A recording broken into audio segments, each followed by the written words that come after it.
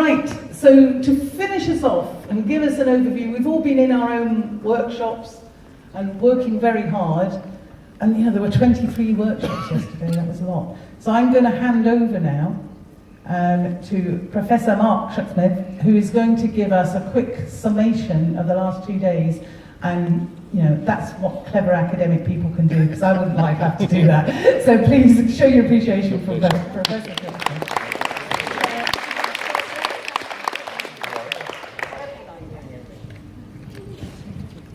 Well, thank you very much. I'm a bit wary of going up on the stage because I can see there's a guitar there. I'm just worried that you may expect me to play it.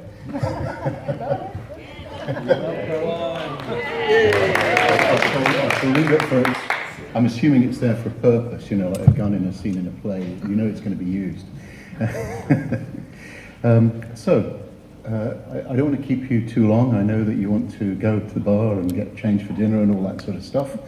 But I've been asked to try and sum up and give you a bit of my own perspective on things.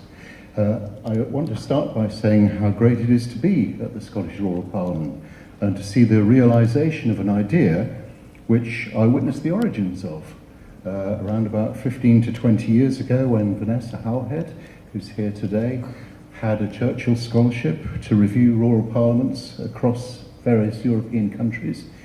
And she gave a seminar on the subject in Aberdeen University, where I directed the Arcleton Centre at the time with John Bryden.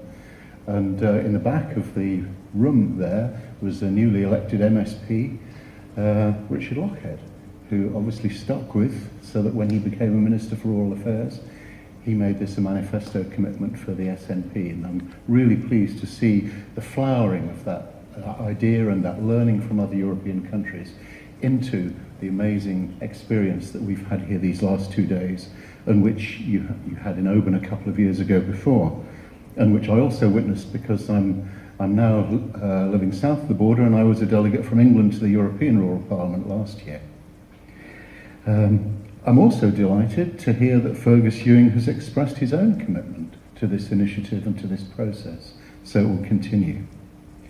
I'm also delighted to be back in Angus. It was one of the study areas in our project, which some of you may remember, I don't know if you will, on disadvantage in rural Scotland. It was a Rural Forum Arcleton Centre project back in 1994.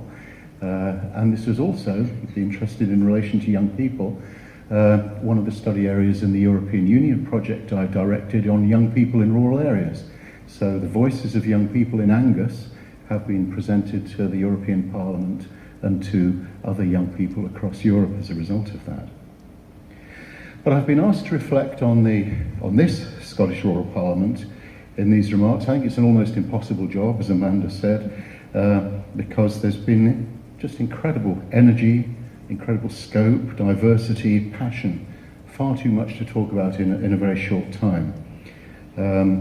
I think one of the things which really strikes me is that there's been such a strong emphasis on processes of community action, capacity building, empowerment, partnership, connectedness.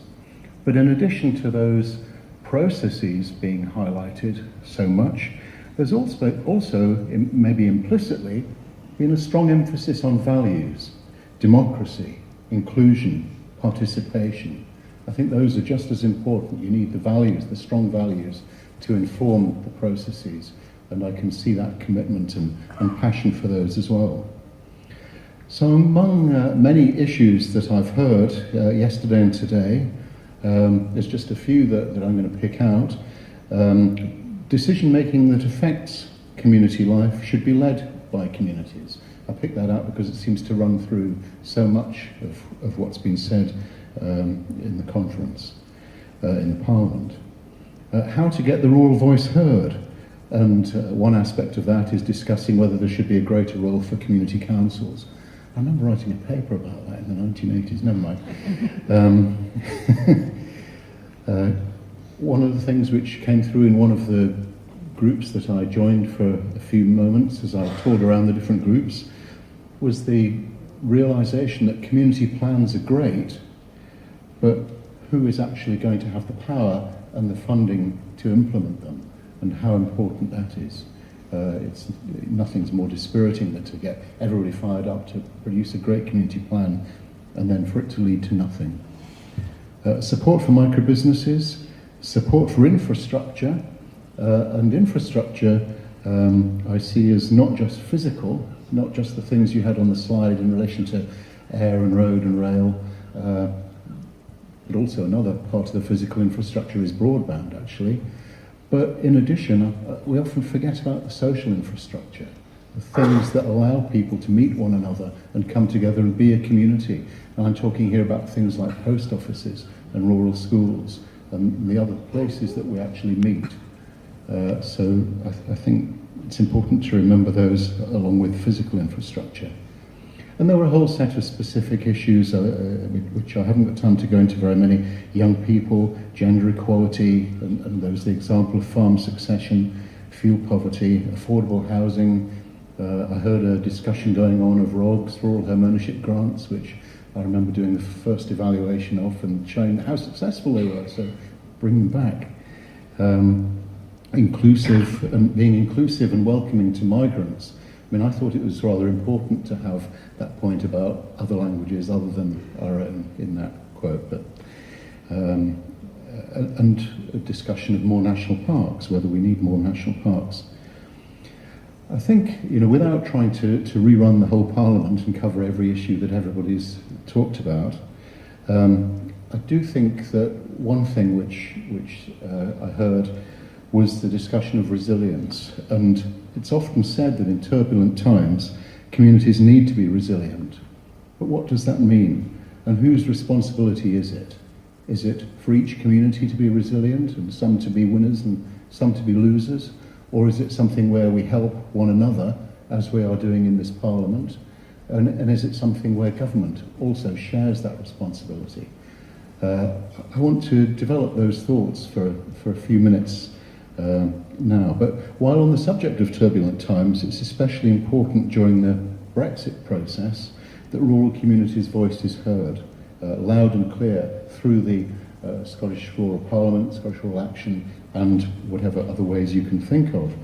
Because it seems to me that in fashioning future rural policies, both farming interests and environmental interests have powerful and effective lobbies which could easily crowd out rural development and many of the things which are in the manifesto that you have here today. So I do think it's very important that the rural voice is heard along with farming and environmental interests.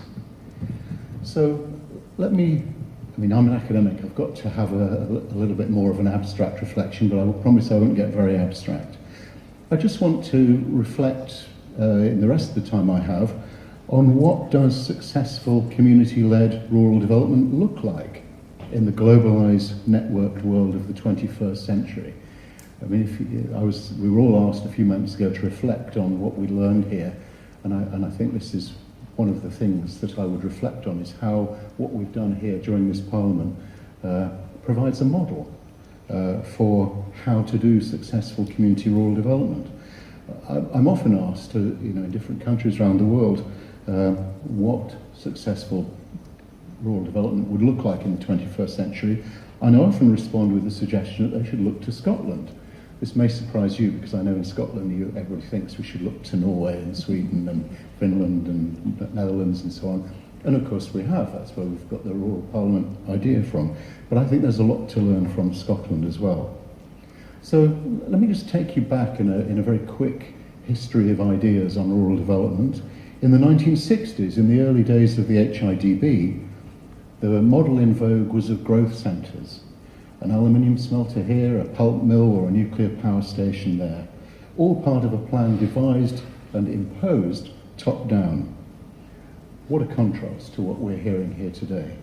The strategy failed, largely because control lay far away, with too little input from those who lived in and knew those areas. Later, as a reaction to those failures and similar failures in other countries, this was superseded in many countries by a model of bottom-up rural development from within, based on local assets, local knowledge and local action.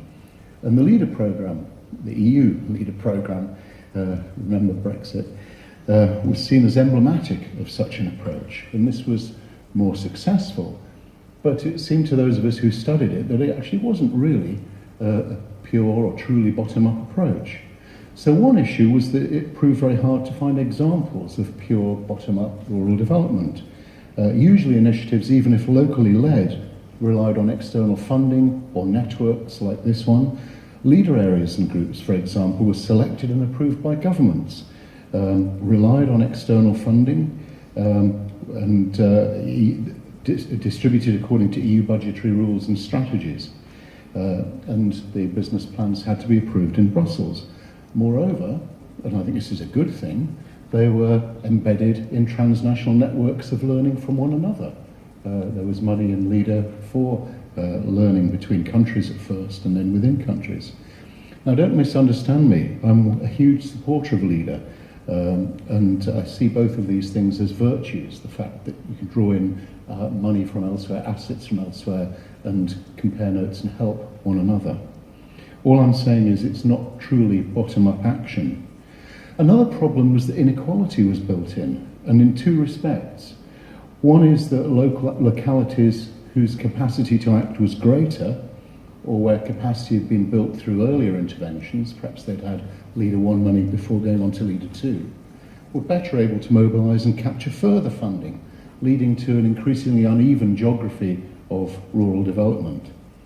And within localities, it tended to be those already with capital and power who captured the lion's share of the available funding, especially when these were in the form of capital grants. By definition, you needed capital in order to be able to receive the capital grants. Then, as the world moved into an era of neoliberalism and rolling back of the state, it was all too easy for bottom-up development models to become self-help remedies, which allowed the state to withdraw and say, it's all up to you, if your community can't hack it, then you've no future.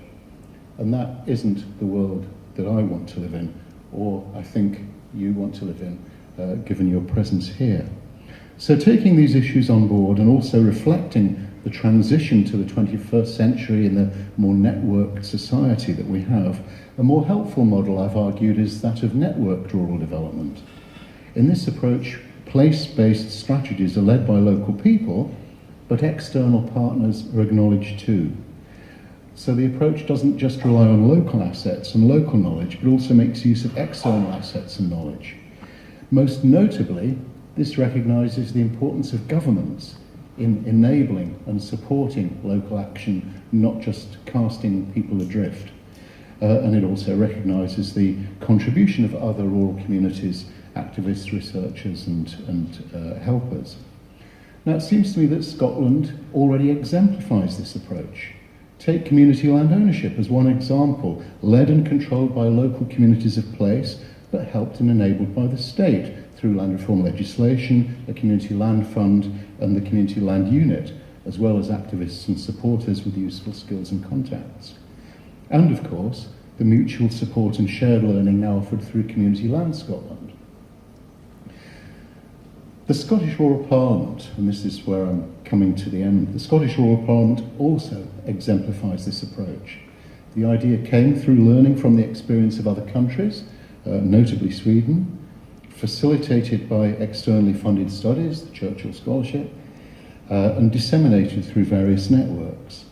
Now the SRP functions at one level as a means for the people of rural Scotland to collectively articulate and present their manifesto to government, as we've been doing this afternoon, calling for the state to play its part as an enabling state, enabling a better future for all parts of rural Scotland.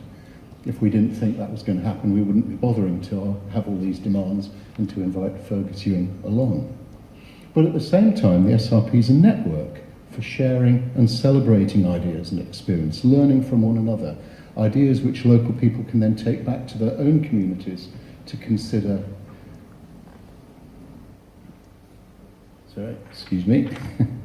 And to weave into their own strategies and actions.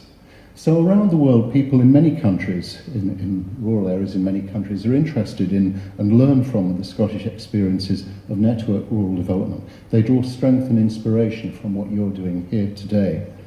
But this is more than bottom-up rural development or self-help, as I've argued. A successful approach requires an enabling state, not an absent state leaving each community to sink or swim in a neoliberal world, which would inevitably lead to widening inequalities and a two-speed countryside.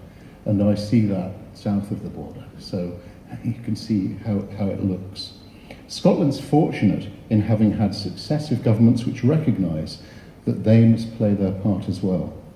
But in addition, it requires rural communities to think not only of the assets and knowledge within their locality and of building their capacity to mobilise for action, they must also consider their network resources and how these can be used to draw in assets and knowledge from elsewhere and from one another as they seek to thrive in the networked world of the 21st century. And all this, of course, is summed up, for me anyway, maybe now for you as well, in the slogan on the poster there, a more empowered, connected and sustainable rural Scotland.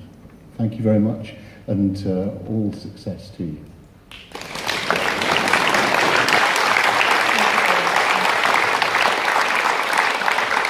Thank you very much, Mark.